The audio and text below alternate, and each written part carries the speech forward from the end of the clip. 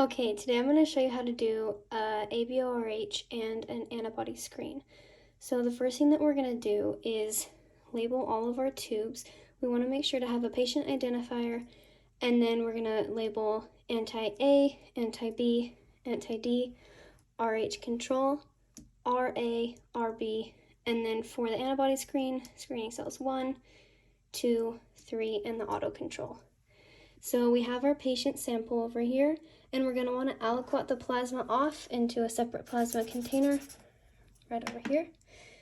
And then we're going to want to put about 2 to 3 drops of the packed red cells into our 2 to 5% wash solution. Then we're going to wash this one time by filling it all the way up, like about 1 centimeter to the top, washing or spinning it for 1 minute, and then decanting the saline off.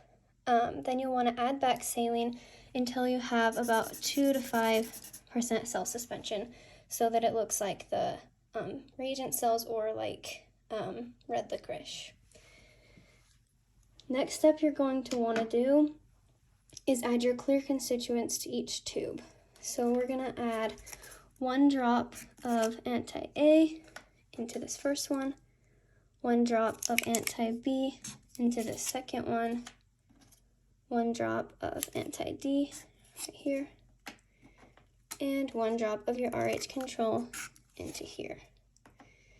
Then you will want to add from your plasma 2 drops of plasma into your RA and RB, reverse A and reverse B, and then you'll want to add 2 drops of your plasma into each of your screening cells and the auto control.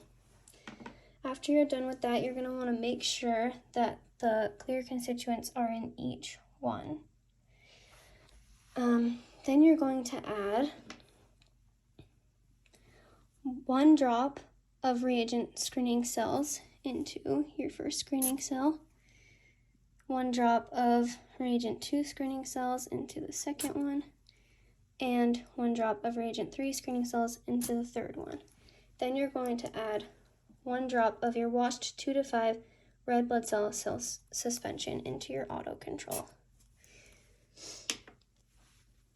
All right. After that, you're going to want to get your your antibody screen going. So you're going to add 2 drops of Liss to all of these 4 tubes.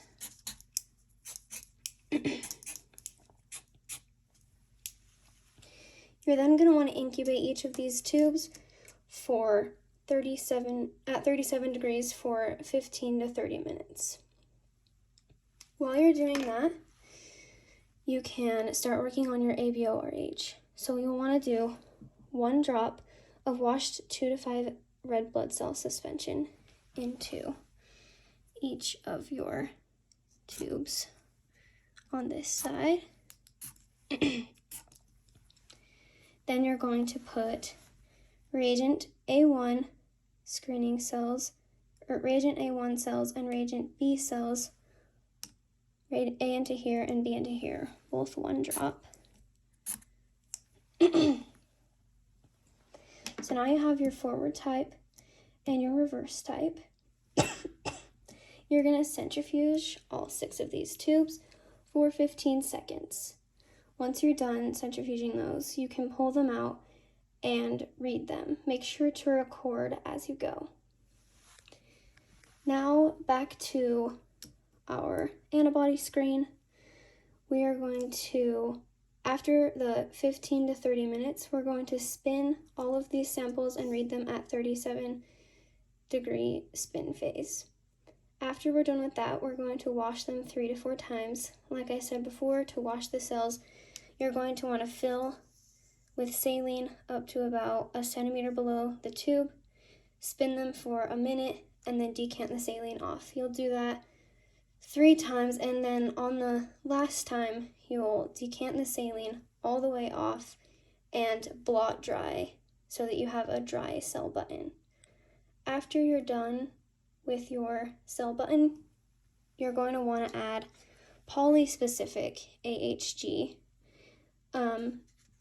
into your tubes. And we use polyspecific because we used Liss. So I'm just going to add 1 drop into each tube. And then we're going to spin those.